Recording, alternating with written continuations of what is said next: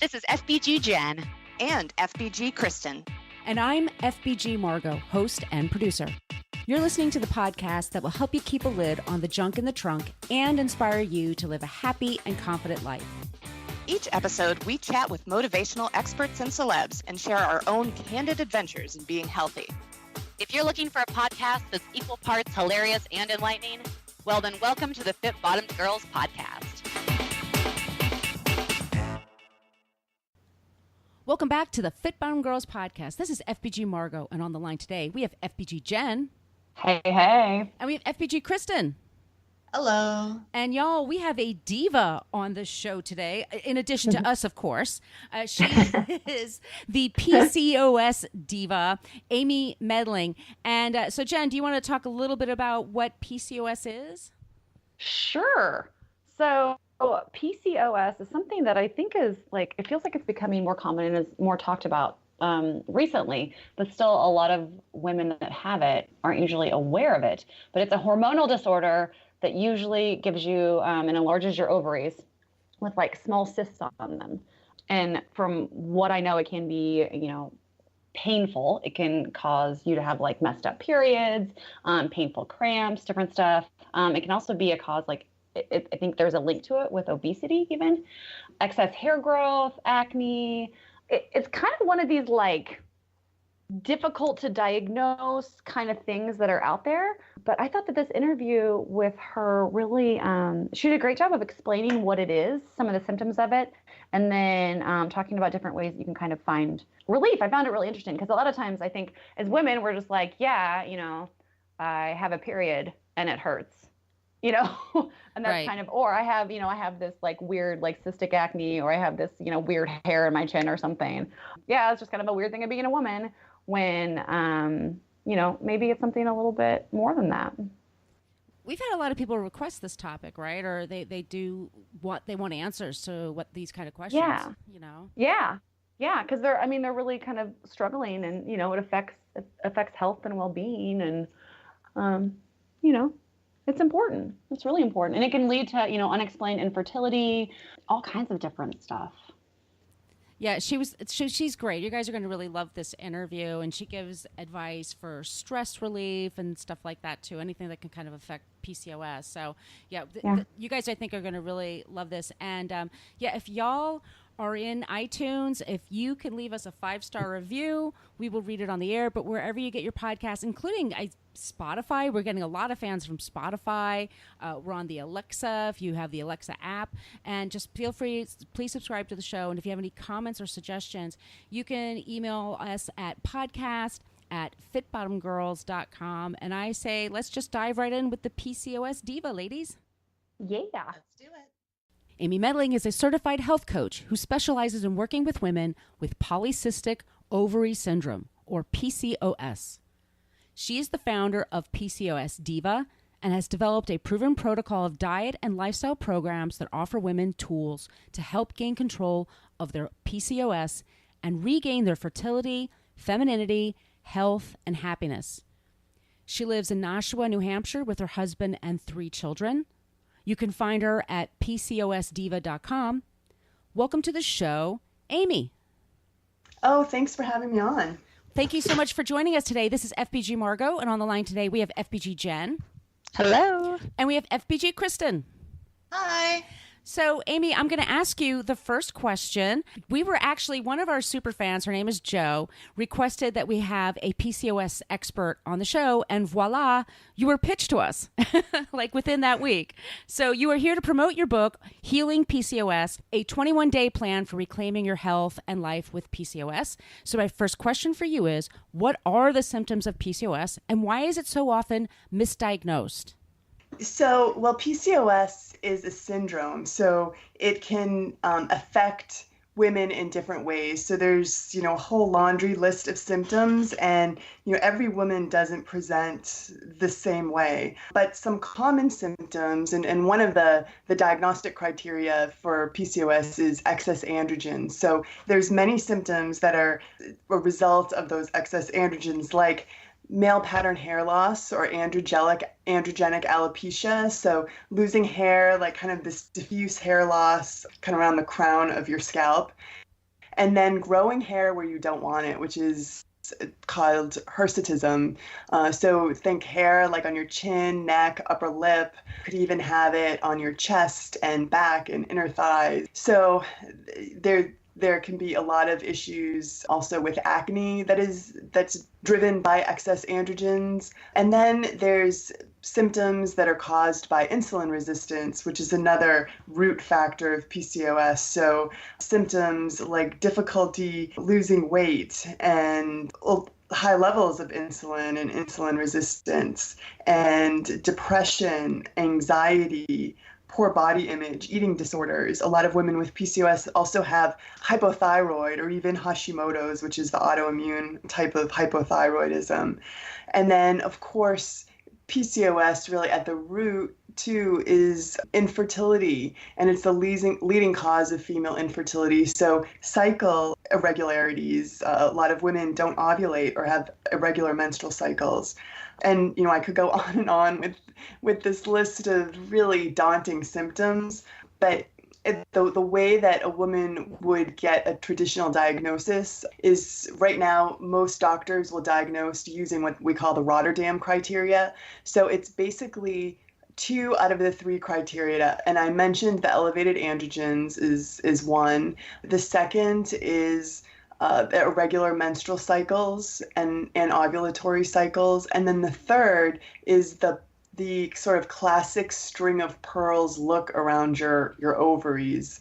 So that's where the name Polycystic Ovary Syndrome comes from. But it's a little bit misleading because 30% of women with PCOS do not have the polycystic ovaries. And 20% of women that have polycystic ovaries don't have PCOS, so it can be kind of confusing.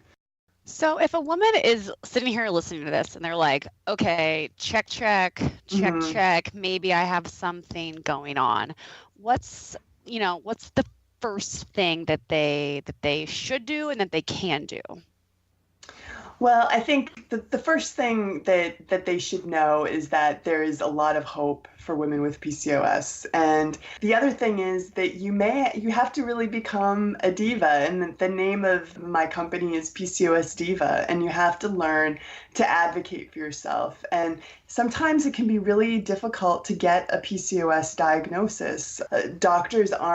Unfortunately, doctors aren't always that knowledgeable about PCOS, and they often look to treat the symptoms. So they might send you to a dermatologist for the acne or the hair loss, send you to, an OBGYN for your cycle issues and maybe an endocrinologist for thyroid. But oftentimes doctors don't sort of put all of these pieces together and realize that it's this sort of overlying condition, overarching condition, which is PCOS. So it's really important that you read up on it. And books like my book, Healing PCOS, is a great place to start. Is there anything in a woman's history, like her genetics or maybe her age, that makes her more likely to have PCOS? Yeah, well, there certainly is a genetic component, and the statistics are as high as like 40 to 50% of women who have mothers that have PCOS will also have PCOS. So, if you kind of think, well, I do have some hair on my chin, but my grandmother did too, or my aunt did, and that's just how women are in my family. To me, that's a little bit of a signal that, there could be some genetic predisposition to excess androgens and possibly PCOS. So, don't sort of discard some of these symptoms as this is just what happens to women in our family. But then there's also some, because PCOS is a syndrome and it doesn't present the same way in every woman, there's a sense that there's different phenotypes of PCOS. So there may be kind of like this genetic driven PCOS, but there is also some thought that there's kind of a post-pill PCOS. So women who've been on the pill for years on end and then decide to come off of it, they can often present with PCOS symptoms, whether the pill was just sort of masking those symptoms all along and sort of masking the PCOS, or if the pill sort of kicked kind of PCOS into gear. So we're not really sure at the origins of it, but it can present itself at different stages in a woman's life. But typically, you see the early signs of PCOS around ages 15, 16. You recommend moving every day versus exercise to help manage symptoms. Can you explain the distinction? Sure. So, I think that so many of us were sort of brought up on that idea of calories in, calories out. And I think working with women as a coach, I found, and even myself, I found that a lot of women kind of view exercise as sort of a form of punishment. If I ate ice cream the night before, I'm going to sort of punish myself on the treadmill to try to burn off the calories in the ice cream. And, I really want women to shift their mindset around exercise. And, I like to call it movement because I think that there's a different connotation to movement. I really want women to focus on sort of the joy in movement and things that they enjoyed often when they were kids. Like if you liked dancing or bicycle riding or playing a sport, like reconnect with that joy of movement. And I believe that it really can help make kind of this movement practice more sustainable. So I know previously when you started talking about the symptoms and some of the common symptoms, you dropped a few kind of big words that I think we're rolling with, but we have some listeners that might not totally know what like an androgen is. So can you kind of back up and give us just like a really quick biology, just like a layman's biology course, and like what that is, how they interact, and what kind of I guess you talked about the role, but still a little bit more of a background on that, please. Yeah. So androgens are male hormones such as testosterone, DHT, DHEA, and in males, these steroid hormones are responsible for sexual development and muscle mass. But in women, they play a much subtler but no less important role. So among other things, they help us maintain muscle mass, they regulate our weight, keep our libidos humming, and they are produced in the ovaries, adrenal glands, and fat glands. But the problem isn't that women with PCOS have androgens, it's that we typically have an excess. And this androgen excess or hyperandrogenism affects about 25% of women with PCOS. And then, as I mentioned, it's often kind of the root cause of common symptoms like hirsutism, acne, hair loss, and infertility. Okay, and then to follow up on that, because I know that a lot of times, like when you get into, high intensity exercise, and some women that are wanting to see like, a lot of muscle build, or just they want to get like crazy cut, a lot of times like super high intense activity is shown like, okay, that's going to actually bump up, your testosterone and help with fat loss and all that sort of stuff. Can you talk about maybe the connection between some of those more extreme high intensity forms of exercise and what your opinions are on that? Yeah, well, women with PCOS tend to put on muscle easier, and weight training is actually really helpful. So, part of that idea of movement, I really encourage strength training. It can be really helpful, especially with the insulin resistance. But I find that a lot of women with PCOS have issues with their adrenal glands, and they tend to produce more cortisol than women without PCOS.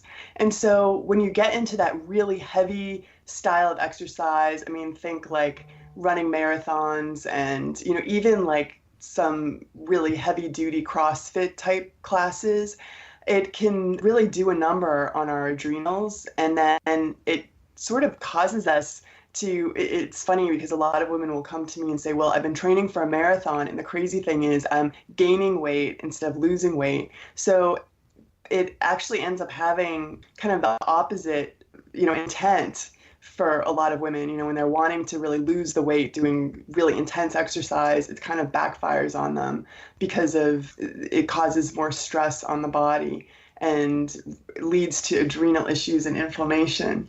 And I write about this in the book. I used to be one of those sort of runners that ran every day, and I was starting to experience that kind of weight gain. And then I switched to walking because I ended up having stress fractures, and I had to walk, and I ended up losing weight just from kind of taking my exercise down a notch.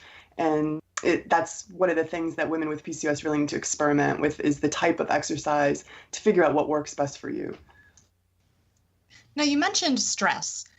So I wonder if you could, and I mean, we were talking about that as relates to exercise, but I wondered if you could talk a little bit about the role that stress in general plays with women with PCOS. And I've seen that you recommend tapping to help reduce stress. So I thought perhaps you could talk a little bit about that as well. Sure. So as I mentioned, women with PCOS often make too much cortisol. It's really, the cortisol is a stress hormone that's produced in the adrenal glands. And in fact, research indicates that we actually have higher cortisol levels in general, and many women with PCOS are overweight, and that also increases cortisol production. So raised levels of cortisol really changes the way your body manages other critical hormones, and it puts you at the risk for insulin resistance, anxiety, depression, thyroid dysfunction, and it really can overwork the adrenals to the point of adrenal fatigue. So stress, emotional or physical, really takes a toll on women, more women with PCOS than those without it. And in my book, I give a lot of different ways to meditate, and I call them meditation moments. And tapping is one of those techniques that I really encourage women to experiment with. And the thing that I love about tapping is that it can really be done anywhere at any time, and it's been scientifically proven to sort of turn off that amygdala, or kind of that flight or fight sort of response in our brain. And the tapping, it's otherwise known as the emotional freedom technique, or EFT. So you may have heard it called by that term as well. But basically, you just tap on the endpoints of energy meridians. I mean, it sounds a little woo-woo, but if you try it and experiment with it, I think you'd be really surprised how it kind of gives you sort of a sense of calm. And I kind of walk you through a tapping exercise in the book, and you sort of combine the tapping with sort of words of affirmation, and it's kind of a way to discharge sort of the negative emotions as well. I think you could probably do a whole podcast just on the topic of tapping. So I don't know how much more time you want to spend on it. Yeah, it does. That sounds really interesting, and like something that would probably be beneficial for like literally everybody. Yeah, absolutely. I mean, I do it with my kids. I try to encourage them, like before a test or whatever, to just go through sort of a tapping sequence. It only takes just a few minutes, and you can kind of do it discreetly. Nobody would ever really know that you're doing it. And it can be really helpful, not just with anxiety or stress, but also pain as well, emotional or physical pain. You started PCOS Diva to help women online find a community. So can you tell us how your followers help each other? Yeah, so women with PCOS feel very isolated and alone. Oftentimes they're, embarrassed to talk about PCOS because, let's face it, the symptoms are a little, difficult to talk about: infertility and hair issues and weight gain. And, you often feel like nobody really understands, what you're going through. And, we also suffer with, emotional issues, anxiety and depression. So there's a real sense of isolation and loneliness and hopelessness. And so it's really important, I think, that women with PCOS realize that they aren't alone, that there's at the very least 10% of all women have PCOS. So, and I think that those numbers are even higher than that. So there are a lot of women that are dealing with PCOS, but I think the wonderful thing about the internet is it sort of allows us to connect. And the thing about PCOS Diva, and I'm sure you've like really understood in my book, that I really approach it from a positive place. And so it's important for women who also want to kind of approach it from a positive, empowered place, that they can sort of collaborate and support one another.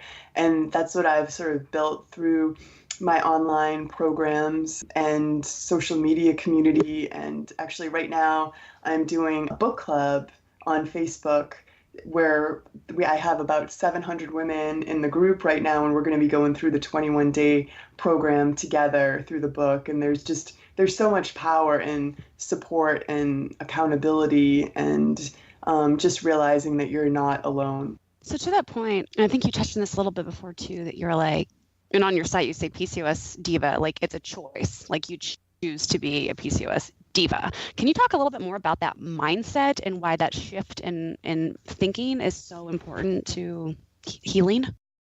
Yeah, and I mean, this was my journey as well. I mean, when I was really suffering from PCOS, and I was really looking for the magic pill, I think, hoping that I would get some pharmaceutical drug that would just, take all the symptoms away. And I was really thinking and acting like a victim. I was waiting for somebody else to sort of hand the solution to me.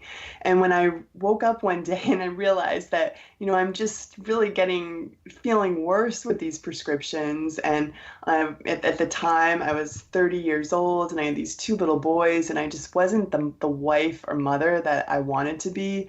And I was sick and tired of feeling sick and tired, and I felt way too young to feel so old, that I had to do something, and I had to, stop thinking like a victim. And so I think that is really the first step, is that realizing that you have tools. And that's what I try to teach you, is kind of give you the toolbox to take control of your symptoms and your environment instead of playing the role of the helpless victim.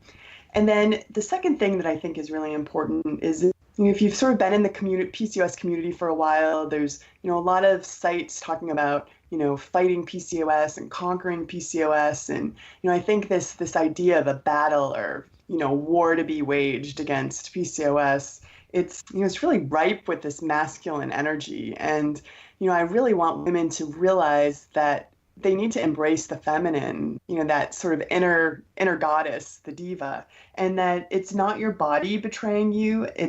PCOS is really, for me, it was a wake-up call that I needed to bring things back into balance in my body and in my life, and learning how to stop fighting with your body and instead working in partnership with it to recognize its signals and really respond in a loving and nurturing way is another key mindset shift that I think a woman needs to make. And I could go on if you have more time with some other shifts, or if you wanted to, I don't know if you want to move on. Go for it. Let's do it. Yeah, okay. I love it.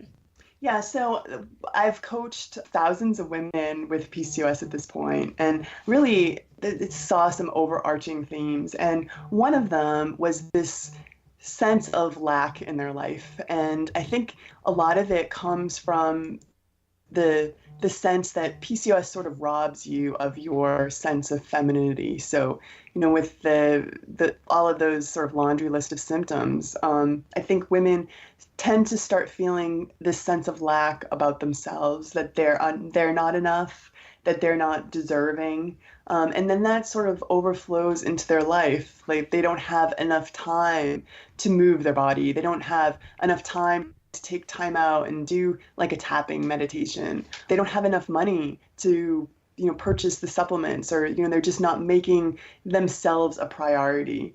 And so I think it's so important for women to shift from a place of lack to one of abundance, and really celebrating the abundance in your life. And instead of blaming situations on items you lack or imperfections in yourself or others, really approaching each day with gratitude and positivity. And I think that this sort of gratitude, positivity, and this sense that you are enough, it really gives you the strength to make the right choices for yourself. And that women with PCOS, and I think, a lot of women in general tend to be perfectionists, and to really let go of that sense of perfectionism. And I call myself a recovering perfectionist. Instead, really work towards progress. And this is so important, to set reasonable goals and then celebrate the small wins. And that is really how a PCOS diva approaches her healing journey. I love that. We actually talk about that a lot here, progress, not perfection. And I'm all about goal setting and finding those little wins. So I think that's really great advice. Now, if we have a friend or a family member who has PCOS, or who maybe after talking to you, we think, oh gosh, that explains some things. Mm-hmm. Do you have any advice for how we can best offer support? Well, I mean, women with PCOS need a lot of support, and we have to make some serious dietary changes a lot of the time. And I just think it's really great to have friends and partners that really are supportive of those, dietary changes. I think that's in working with women, I think that's the hardest thing, when they're ready to start eating healthy and, an anti-inflammatory diet with lots of plant-based food, like to just really work to support them and not sabotage. I think that that's one of the key ways that you can encourage women with PCOS in your life, and also to really encourage her to take time for herself and to let her know that caring for herself isn't selfish. It's really something that she needs to do in order to be the best friend, wife, mother, sister, daughter that she can be. So those two things I think are really key to support a woman with PCOS. PCOS can affect a woman's fertility, and you have had experience with this issue. Can you talk a bit about that and how managing your symptoms helped you become pregnant? Yeah, so I realized that there wasn't something quite right when I was an early teen, like 14, 15, but I never actually received a PCOS diagnosis until I was around 30. And in the meantime, I had been told by multiple doctors that they'd have to jump through hoops to get me pregnant. And so I think that there's a lot of women that are told that they cannot get pregnant or it'll be very difficult for them to get pregnant. And I think that women are being very much underserved, because in my experience at this point with my own life and then coaching, again, thousands of women, that most women can and do get pregnant with the right lifestyle changes and fertility treatments as well. There's multiple therapies, pharmaceutical, and then things like acupuncture can be really helpful. But I was able to get pregnant using Clomid, which is an ovulation inducer, with both of my boys, now 18 and 14. But I have a daughter at age 37 that I conceived naturally after doctors told me, I would never get pregnant again without fertility treatments. And that was after I had been living like a PCOS diva and really had shifted and changed my lifestyle for about five or so years. So I was able to get pregnant and had a healthy little girl. And the other thing about PCOS that's important to understand is that women tend to remain fertile longer. It's been shown that we reach menopause about 3 years later than women without PCOS, and we have a higher ovarian reserve, possibly because we're not, ovulating every month. And women with PCOS tend to regain their cycles in a more regular way. The older they get, kind of like after the age, 38 or so. It's not uncommon for women who struggled, all through their 20s and 30s to get pregnant, well into their 40s. So I just don't think that there's the same kind of, the clock's not ticking at the same rate for women with PCOS as someone without. That's fascinating, and kind of like maybe like a small silver lining.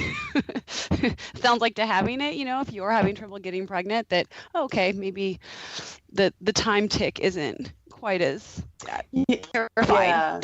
Yeah. And there's a lot of hope. And the other thing, if somebody is trying to get pregnant, a lot of doctors don't understand that Clomid is sort of second line therapy right now in terms of ovulation inducers. A lot of women have more luck with letrozole. So I'll just put that out there. If your doctor hasn't talked to you about letrozole, to ask them about it as an ovulation inducer. Yeah, fun fact, I actually tried Clomid and I responded, but I didn't get pregnant. And then we did an IUI, but we used letrozole, and that's what I got pregnant with. But I had made a lot of changes. I don't think I had PCOS, but I still made a lot of different, like similar type lifestyle changes that definitely helped. But I did have some post-pill stuff. Anyway, side note, always fun to to talk about fun stuff like this. If I know you kind of mentioned you mentioned the movement, you mentioned an anti-inflammatory diet, mindset. Are there any other things that can really, help with PCOS that we haven't touched on? Yeah, so something that I found really interesting, and it's I think something that you don't really think about. So women with PCOS who are really suffering tend to be out of touch with sort of their creative juices, their creative force. And I find that it's really therapeutic to really reconnect with kind of your creative side. So, what do you enjoy doing? And again, like the movement piece where I said, think about what you enjoyed doing as a kid. I mean, think about what you did as a kid where you sort of were in that flow state. I mean, did you like to paint? Did you like to dance? Did you enjoy crafts, coloring? So writing, writing this book was definitely such a creative task for me. And I definitely was sort of caught up in that flow state. And it can be extremely healing to get reconnected with your creative self. So that would be something that I would really encourage women with PCOS to do. And it's something that we explore in the 21-day plan.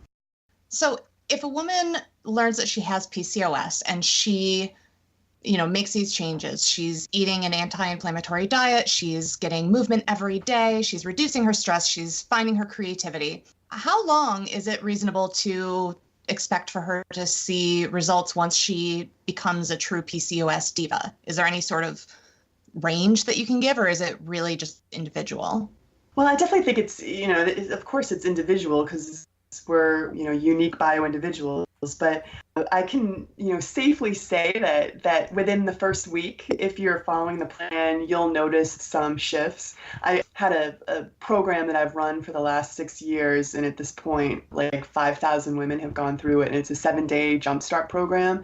And at the end of those 7 days, women can have a tremendous shift in the way that they feel. So, as little as 7 days and 21 days, I kind of give you a assessment at the beginning and the end of the 21 days, and you will feel some positive shifts as a result. But healing PCOS, it's really a continuum. There's no point in time where you can say, okay, I'm completely healed, because there really is no cure, but there's sort of this lifelong journey of healing. And as you dive deeper into this lifestyle, you'll keep reaping the benefits. So you were on the show today to talk about your book, Healing PCOS, a 21-day plan, and we really appreciate you so much for coming here. Can you please tell our audience where they can find you and all your social media shout-outs?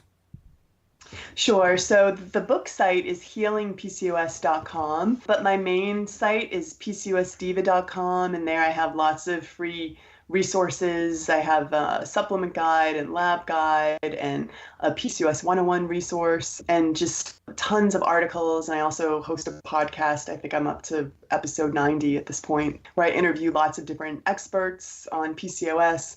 And then I'm really available on all social media. It's typically hashtag PCOS Diva. Very exciting. You've got a lot going on. Yeah, I've been busy. Well, I've been at this for almost 10 years. So yeah, it's been really my life's work. So you get to, we have just one more question for you, if that's okay. Mm-hmm. Absolutely. Right. Okay, great. So this is what we ask everyone who joins us for the show. Amy, what was the last song you listened to before you did this podcast interview? Oh my gosh. You know what? My daughter, my 9-year-old, had a lacrosse game last night, so I have to play pump up music for her on the way to the game. And I think it was that Crazy Frog. What the heck? Whatever that song is by Crazy Frog that was out years ago. I know exactly what you're talking about, and I can't come up with the title. Oh, I'm gonna have to Google it quick.